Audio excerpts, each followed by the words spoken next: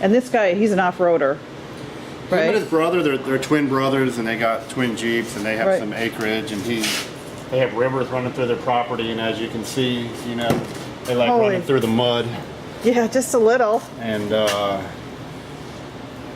they want to get into the rock crawling stuff. They just haven't done it yet, and they're both getting ready to go to Wyotech to learn the trade, and they're going to be coming back to talk to me once they get their Oh, okay. education.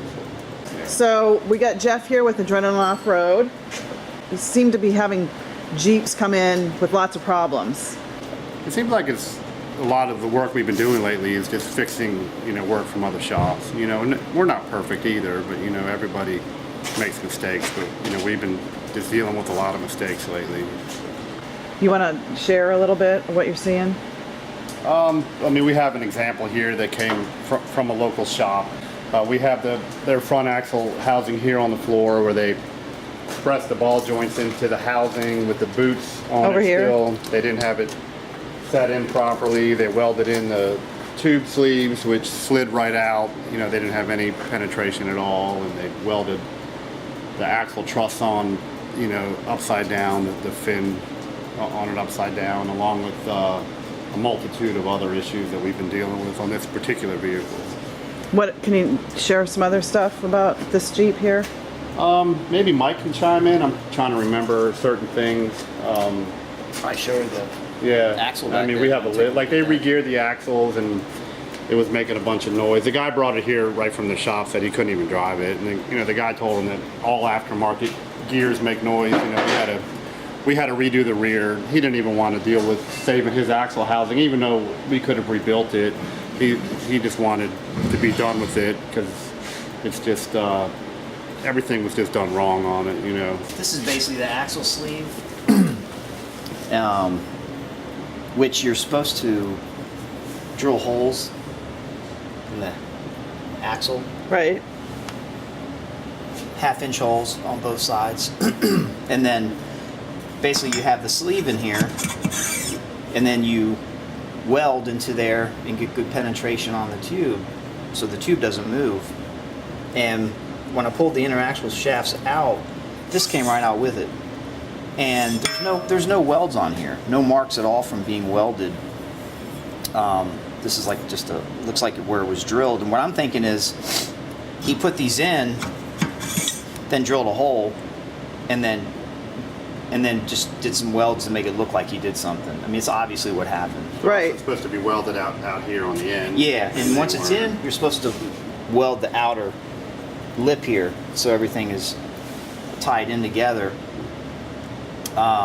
The old ball joints were, you could easily stick a fingernail underneath it, because he put them in with the boots on, and it kind of bound everything up, so they're just kind of stuck up there. We had to put it back together so we could free Yeah. up our lid. And you can see where he took a punch, you know, trying to make it seat, but it didn't work. It's like that on both sides. The welds, it looks like a 3-year-old stick welded it. This is an Evo truss that's supposed to strengthen the axle housing, and this piece here is actually supposed to be underneath of it and welded to the axle housing itself where you don't see it. And Yeah. they welded it on top like a shark fin. Doesn't give it any strength up there. So right there, it looks just like decoration. Yeah, it doesn't Exactly. offer anything, no support or anything like that. So this is supposed to go behind there? Underneath. Yeah, Underneath? this piece you weld on first. You kind of tack it, and then this will then slide over it, and the top of this has a slot, and you kind of mark it, make sure it's good, and then you final weld it underneath, and then you put this saddles over top of it, and these parts stick up, and then you weld on top, so it all ties in Right. together. So you don't see this at all. It's inside this. So this guy, Same as that side. with this axle, he was trying to beef it up. Yeah. And totally it's not beefed up. Yeah, the gear job was horrible. The gears had I think it was 20 thousandths backlash. You're supposed to have Pretty excessive. 6 to 10, and they made noise. Pinion seal was leaking really bad, and it only had 2,000 miles since all this was done, wasn't it? Something like I that? think it was 200. Oh, 200 miles. Sorry, Or less, yeah. I gave him more credit. So someone like me probably would have never known someone like you would have done a better job. Well, I'm serious. Absolutely. You know, it's a hat job, and like Jeff, I don't like talking bad about people, but when you're going to do something like that and charge money for it, it's wrong. You know, it really is. you said something about trying to get good mechanics.